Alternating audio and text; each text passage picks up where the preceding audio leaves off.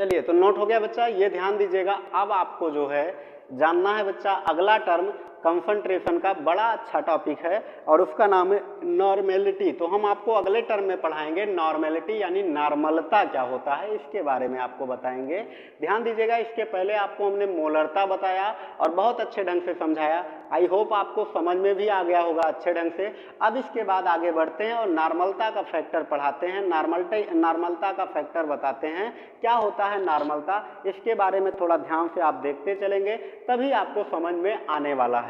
नहीं देखेंगे तो आपको घंटा समझ में आएगा, ध्यान दीजिएगा, और फिर वही घंटा आप बजाएंगे भी। ध्यान दीजिएगा, इससे याद आ गया, आप ध्यान दीजिएगा, घंटे से याद आ गया कि हमारे, ध्यान दीजिएगा, यूट्यूब पर भी ऊपर एक घंटा बैठा होगा और उस घंटे को दबा देंगे, जिससे आपका क्या हो जाएगा, नोटिफिकेशन आपको लगातार मिलता रहेगा। इसके बारे में थोड़ा सा और आगे बढ़ते हैं और बताते हैं। ध्यान दीजिएगा, यहाँ पर क्या हो जाएगा, इसमें देखते चलेंगे। अगला जो फैक्टर आ जाएगा बच्चा वो हो जाएगा नॉर्मलता। क्या हो जाएगा, नॉर्मलता। बच्चा क्या होता है नॉर्मलता, इसके बारे में हम बताते हैं। इंग्लिश में कहते हैं इसको नॉर्मेलिटी। क्या कहते हैं, नॉर्मेलिटी। तो बच्चा यहाँ पर आपका हो जाएगा फैक्टर नॉर्मेलिटी। इसके बारे में बताते हैं, थोड़ा ध्यान से देखते चलेंगे। बहुत ढंग से आपको बैठ करके पढ़ना होगा, नहीं तो ये सब आपको हमने बताया कि ऐसे हवा हो उड़ जाएगा, समझ में भी नहीं आएगा कि आपने क्या पढ़ लिया ये। तो ध्यान दीजिएगा, यहाँ पर क्या हो जाएगा, और बहुत बड़ी चीज नहीं है ये, रॉकेट साइंस आपका नहीं बता रहे हैं, ऐसे बहुत सारे टर्म आपके जेब में पड़े रहते हैं, थोड़ा ध्यान से देखते चलेंगे। तो यहाँ पर क्या हो जाएगा, इसमें नॉर्मलता के बारे में बता रहे हैं। नॉर्मलता क्या होता है बच्चा, इसका डिफिनीशन, इसके बारे में जानेंगे। ध्यान दीजिएगा, क्या होता है नॉर्मलता, फिर बताते हैं आगे की कहानी। ध्यान दीजिएगा, नॉर्मलता किसे कहते हैं, जहां पर आपने, ध्यान दीजिएगा, मोलरता में पढ़ा था कि number of mole of solute, यानी सोल्यूट के यानी विलेय के मोलों की संख्या पढ़ी थी। यहां पर आपको पढ़ना है कि number of equivalent of solute. Equivalent किसे कहते हैं, हिंदी में कहते हैं ग्राम तुल्यांक। क्या कहते हैं, ग्राम तुल्यांक। तो बच्चा ध्यान दीजिएगा, यहां पर जो डिफिनीशन बन करके आता है वो होता है कि 1 लीटर बिलियन में विलेय के ग्राम तुल्यांकों की संख्या। और इसके पहले वाले में क्या पढ़ा था, 1 लीटर बिलियन में विलेय के मोलों की संख्या। तो ध्यान दीजिएगा, यहां पर थोड़ा सा चेंजिंग है नॉर्मलता में, और इसके बारे में हम आपको बताते हैं। तो क्या हो जाएगा इसका proper definition, number of equivalent of solute present in per litre volume of solution are called normality. यानी यहां पर क्या हो जाएगा, हिंदी में इसको क्या कहेंगे कि 1 लीटर बिलियन में उपस्थित विलेय के ग्राम तुल्यांकों की संख्या को बिलियन की नॉर्मलता कहते हैं। और बच्चा इसको कैपिटल N से रिप्रेजेंट या डिनोट करते हैं। इसके बारे में अब आगे बढ़ते हैं, तो थोड़ा हम लिख देते हैं। यहां पर क्या हो जाएगा, नंबर ऑफ, क्या हो जाएगा, equivalent, number of equivalent of solute, यहां पर हो जाएगा, ध्यान दीजिएगा, present in per litre volume, present in per litre volume of, क्या हो जाएगा बच्चा, यहां से सॉल्यूशन हो जाएगा। तो present in per litre volume of solution, तो क्या हो जाएगा यहां पर, ध्यान दीजिएगा, 1 लीटर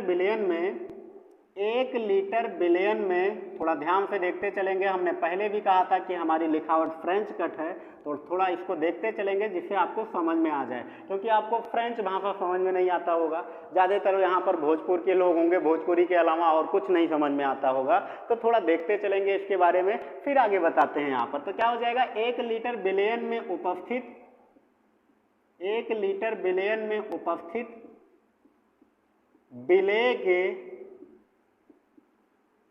मोलों की संख्या, विलेय के मोलों की संख्या को क्या कहेंगे, बिलियन की नॉर्मलता कहेंगे। तो ध्यान दीजिएगा, यहां पर क्या हो जाएगा, इसमें हमने थोड़ा सा गलत बता दिया। तो ध्यान दीजिएगा, यहां पर क्या हो जाएगा, 1 लीटर बिलियन में उपस्थित, यहां पर हो जाएगा विलेय के ग्राम तुल्यांकों की संख्या। क्या हो जाएगा बच्चा, यहां पर 1 लीटर बिलियन में उपस्थित विलेय के ग्राम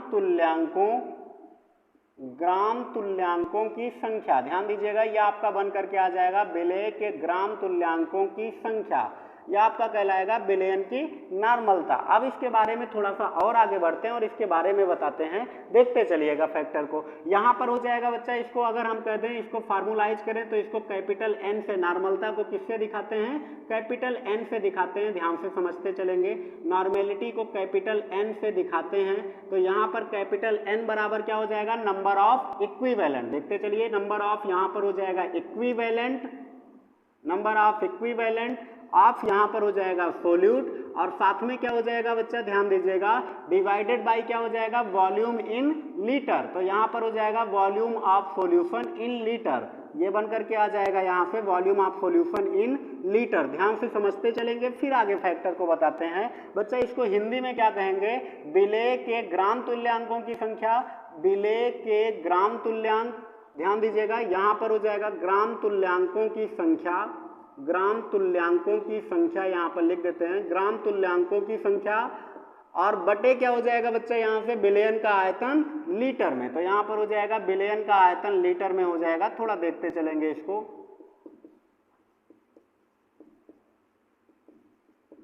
तो विलयन का आयतन लीटर में हो गया बच्चा। अब आप ध्यान दीजिएगा, अगर हम कहते हैं इसको शॉर्ट फॉर्म में लिखें तो हम ध्यान दीजिएगा इक्विवेलेंट को ई क्यू यू आई और इसके पावर क्या लिख देते हैं, एन।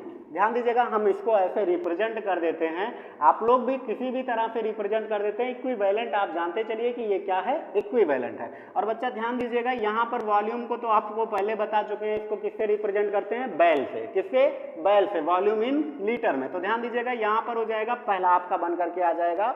फिर इसके बाद इक्वेशन नंबर फर्स्ट को, अब आते हैं इक्विवेलेंट किसे कहते हैं। ध्यान दीजिएगा यहाँ पर हो जाएगा इक्विवेलेंट क्या होता है, थोड़ा ध्यान से समझते चलेंगे फिर बताते हैं। इक्विवेलेंट बराबर इसको कहते हैं बच्चा हिंदी में ग्राम तुल्यांक। ग्राम तुल्यांक बराबर क्या होता है, तो ग्राम तुल्यांक बराबर बच्चा आपका होता है गिवन मास अपान क्या हो जाएगा, इक्विवेलेंट मास। गिवन मास अपान क्या हो जाएगा, इक्विवेलेंट मास। हिंदी में कहते हैं दिया गया द्रव्यमान यानी भार, और बटे क्या हो जाएगा, तुल्यांकी भार। भार बटे क्या हो जाएगा, तुल्यांकी भार। इसके पहले नंबर ऑफ मोल जब आप निकालते थे तो वहां भार बटे अणुभार था, यहाँ पर आपका भार बटे तुल्यांकी भार हो जाएगा। तो थोड़ा ध्यान से देखते चलेंगे, आगे बढ़ते हैं। यहाँ पर क्या हो जाएगा, इसको कहते हैं गिवन मास, गिवन मास, और यहाँ पर क्या हो जाएगा बच्चा, ध्यान दीजिएगा, अपान इक्विवेलेंट मास। तो यहाँ पर हो जाएगा इक्विवेलेंट मास, यहाँ पर हो जाएगा, ध्यान से समझते चलेंगे। अब गिवन मास क्या होता है और इक्विवेलेंट मास क्या होता है, इसके बारे में हम बताएंगे। दिया गया भार तो आप जानते ही हैं, W से दिखाते हैं, और इक्विवेलेंट मास को किससे दिखाते हैं, M से दिखाते हैं बच्चा, ध्यान EM से दिखाते हैं। तो ध्यान दीजिएगा, ये इक्विवेलेंट मास आपका क्या होता है और कैसे मेजर करते हैं, इसके बारे में हम आगे बताते हैं। लेकिन उसके पहले आपको बता दें कि ये जो आपका इक्विवेलेंट मास होता है, ध्यान दीजिएगा, वो क्या बन करके आता है, इक्विवेलेंट मास। इसका फैक्टर क्या बनाता है, ध्यान दीजिएगा, ये आपका हो जाएगा बच्चा इक्विवेलेंट मास बराबर होता है मोलार मास अपान एन फैक्टर। ध्यान दीजिएगा, क्या होता है, मोलार मास अपान एन फैक्टर। मोलार मास किसे कहते हैं, मोलर द्रव्यमान आपने निकाला है, जनरली जानते भी हैं। अभी हमने इसके पहले वाले पॉइंट में शुगर के बारे में बताया था, और वहां पर आपको बताया भी था कि कैसे मोलार मास निकालते हैं। एटम का एटॉमिक वेट लेकर के, जो मोलर में आपके मोलों की संख्या होती है या नंबर ऑफ एटम जो होते हैं कंपाउंड में, उनको क्या कर देते हैं, उनके एटॉमिक मास से गुणा कर देते हैं, और इसके बाद सबको ऐड कर देते हैं, आ जाता है मोलर मास। तो बच्चा यहाँ पर आपके ध्यान दीजिए, मोलार मास आप आसानी से निकाल सकते हैं। और मोलार मास के बाद आता है एन फैक्टर। एन फैक्टर क्या होता है, ध्यान दीजिएगा, एन फैक्टर कहीं कहीं पर आपके साइड बुकों में एन फैक्टर के जगह पर बैलेंसी यानी संयोजकता के बारे में भी कहा गया है कि बच्चा उसका संयोजकता भी आपका क्या हो जाएगा, एन फैक्टर के जगह रख सकते हैं, तो भी आप सॉल्व कर सकते हैं कि इक्विवेलेंट मास क्या होगा। बच्चा आपको हम बता दें, संयोजकता की जगह पर अगर आप एन फैक्टर रखते हैं तो ज़्यादा बेटर होगा, क्योंकि एन फैक्टर सभी लोगों के लिए, एसिड बेस सॉल्ट के लिए आसानी से मेजर किया जा सकता है। और बच्चा ध्यान दीजिएगा, दूसरा आपका जो संयोजकता होता है वो वेरिएबल होता है, थोड़ा सा आपका कॉम्प्लिकेटेड हो जाता है। जैसे कुछ 2-4 लोगों के बारे में तो आपने पढ़ा है कि फिक्स्ड बैलेंसी रखते हैं, लेकिन सभी लोग फिक्स्ड बैलेंसी नहीं रखते हैं। तो बच्चा ध्यान दीजिएगा, वहां पर आपको कह सकते हैं संयोजकता निकालना थोड़ा सा क्या हो जाएगा, मुश्किल। इसके लिए हम क्या करते हैं, एन फैक्टर। एन फैक्टर में निकालना कोई मुश्किल नहीं होता है, एन फैक्टर निकालना किसी भी कंपाउंड का वो आसानी से निकल जाता है, इसीलिए हम यहाँ पर क्या करते हैं, एन फैक्टर कहते हैं। तो ध्यान दीजिएगा, यहाँ पर क्या हो जाएगा, एन फैक्टर से याद आया, पहले एक जो है सोनी टीवी पर आपके कार्यक्रम भी आता रहता था, ध्यान दीजिएगा, उसको कहते थे मुझमें है एक्स फैक्टर। और अगर आपने देखा होगा तो उसमें जो है संजय लीला भंसाली उसके जो है क्या थे वहाँ पर जज थे, और साथ में सोनू निगम थे, और साथ में श्रेया घोषाल थी, ध्यान दीजिएगा। और वहीं से आगे चल करके एक बड़े अच्छे सिंगर निकले जिनका नाम था जुबिन नौटियाल, और आजकल सबसे सुपरहिट सिंगरों में से एक माने जाते हैं जुबिन नौटियाल, जो आपके मुझ में है एक्स फैक्टर से ही निकल करके आए थे। तो ध्यान दीजिए, आपको पढ़ाई के साथ साथ हमने इधर उधर की बातें भी बता दी। अब आते हैं बच्चा, ध्यान दीजिएगा, इक्विवेलेंट मास के बारे में बताते हैं। इसको बच्चा कहते हैं, ध्यान दीजिएगा, तुल्यांकी भार। क्या कहते हैं? तुल्यांकी भार। तो तुल्यांकी भार बराबर क्या होता है बच्चा? ध्यान दीजिए, गिवन मास अपान क्या हो जाएगा? तुल्यांकी द्रव्यमान या तुल्यांकी भार कहते हैं बच्चा। ये इक्विवेलेंट मास बराबर होता है मोलार मास, मोलार मास, और साथ में क्या हो जाएगा? ध्यान दीजिएगा, मोलार मास अपान एन फैक्टर। बच्चा ध्यान दीजिएगा, इसको कहते हैं मोलर द्रव्यमान, और यहाँ पर हो जाएगा एन फैक्टर बटे एन फैक्टर। मोलार मास को किससे दिखाते हैं? एमएम से, और एन फैक्टर को एन फैक्टर से दिखाते हैं। तो बच्चा ध्यान दीजिएगा, यहाँ पर क्या हो जाएगा? इस वैल्यू को उठा के यहाँ पर रखेंगे, और यहाँ पर जब रखेंगे तो बच्चा एक फार्मूला बन जाएगा, ध्यान दीजिएगा, W बाई क्या हो जाएगा? इक्विवेलेंट मास का हो जाएगा एमएम, और साथ में ये एन फैक्टर बाई में आएगा, जो ऊपर जाकर के क्या बनाएगा? इंटू एन फैक्टर यहाँ पर बन जाएगा। क्या इतनी बात सबको समझ में आ रही है? इतनी बात सबको चिपक रही है बच्चा? अगर इतनी बात सबको चिपक रही है तो फिर आगे बढ़ते हैं और बताते हैं आगे की कहानी में। ये वैल्यू आप उठा करके क्या आप वहां पर रख सकते हैं इक्विवेलेंट के जगह पर, क्योंकि आपने पढ़ा कि W इंटू एन फैक्टर अपान एम आपका क्या आया है? इक्विवेलेंट के बराबर आया है। तो अब आते हैं बच्चा, ध्यान दीजिएगा, यहाँ पर आपका हो जाएगा, इसी वैल्यू को उठा करके यहाँ पर रख देते हैं, और यहाँ पर जैसे रखेंगे बच्चा तो ध्यान दीजिएगा क्या बन करके आ जाएगा? यहाँ से हो जाएगा W इंटू एन फैक्टर, और साथ में क्या हो जाएगा? डिवाइडेड बाई क्या हो जाएगा बच्चा? ध्यान से समझते चलेंगे, यहाँ पर हो जाएगा mm, और इंटू क्या हो जाएगा? बैल।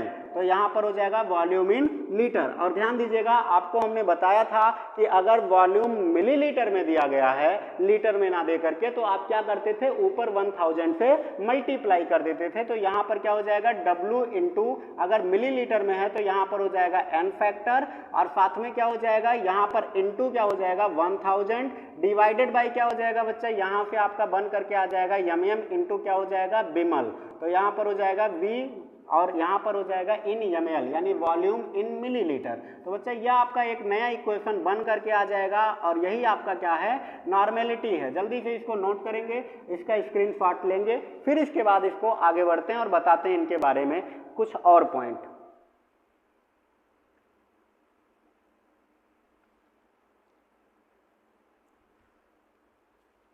चलिए, तो हमें लगता है आपने नोट कर लिया होगा। अब आते हैं बच्चा, ध्यान दीजिएगा, इसके कुछ एक और पॉइंट बता देते हैं। आपने पढ़ा, ध्यान दीजिएगा, यहाँ पर नॉर्मेलिटी बराबर क्या आ गया है? आपको बताएं, ध्यान दीजिएगा, अगला जो टर्म आपका बन करके आ जाएगा, वो अगला टर्म आपका क्या हो जाएगा बच्चा? ध्यान से समझते चलेंगे। तो अगला टर्म आपका जो बन करके आ जाएगा वो क्या हो जाएगा? यहाँ से यूनिट कह सकते हैं कि इसका यूनिट अगर निकाला जाए, किसका यूनिट? तो बच्चा आपका ध्यान दीजिएगा, इसका यूनिट निकाला जाए नॉर्मेलिटी का, तो क्या बन करके आएगा? ध्यान से समझते चलेंगे।